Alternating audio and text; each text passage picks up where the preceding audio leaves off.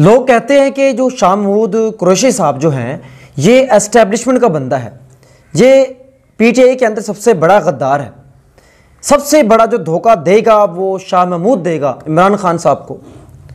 और इसकी मिसाल ये पेश करते हैं, देखिए खान साहब को जेल के अंदर है, उनको बाहर नहीं लाया जा रहा, उनके ऊपर जो मुसीबतें हैं, हत्ता कि उनकी जो पेशी भी हो रही है, जो समाअत भी हो रही है, जेल के अंदर हो रही है। बाकी जितने भी कारकुन हैं वो भी जो उनको भी मीडिया पे नहीं लाया जा रहा। लेकिन शाह महमूद साहब जो हैं आप देख रहे हैं कि जेल के अंदर भी हैं, वो बाहर आते हैं, मीडिया टॉक भी करते हैं और उनके हाथ में पानी की बोतल भी होती है नेस्ले वाले, और बड़े फ्रेश नज़र आ रहे होते हैं।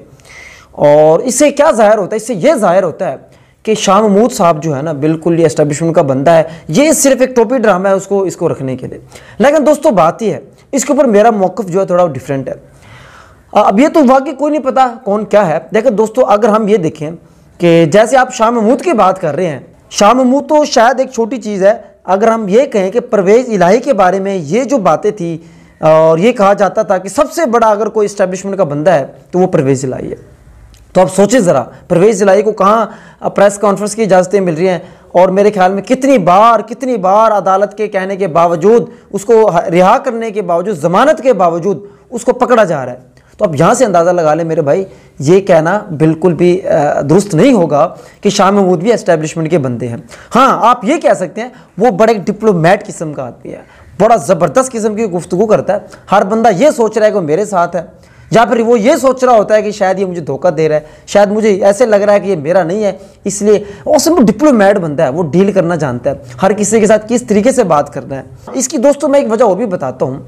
अगर ये साफिर वाला जो मामला है, यकीनन उस वक्त शाह महमूद साहब जो वज़ीर ख़ारजा थे, तो अगर वो चाहते, अगर वो एस्टेब्लिशमेंट के बंदे होते तो यकीनन उनके ऐसे बयानात आते जो पीटीआई के ख़िलाफ़ होते, जो खान साहब के ख़िलाफ़ होते। तो दोस्तों क्योंकि इसके ऊपर बड़ी वीडियोस बन रही थी शाह महमूद के ऊपर कि जो है ना कि देखें ये जो एस्टेब्लिशमेंट का बंदा है, इसको बिल्कुल आज़ादी है, जेल में भी है तो, लेकिन इसको बड़ी आसाइशें मिल रही हैं, ये प्रेस कॉन्फ्रेंस भी कर रहा है, ये कर रहा है, वो कर रहा है।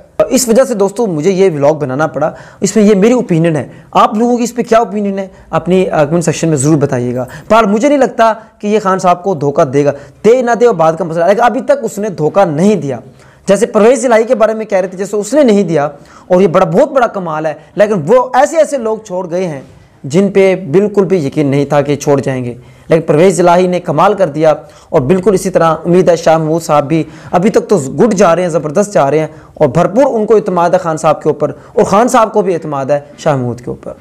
तो उम्मीद है दोस्तों आपको ये बात समझ आई होगी, और अपनी राय ज़रूर दीजिएगा। बहुत बहुत शुक्रिया। अल्लाह हाफ़िज़।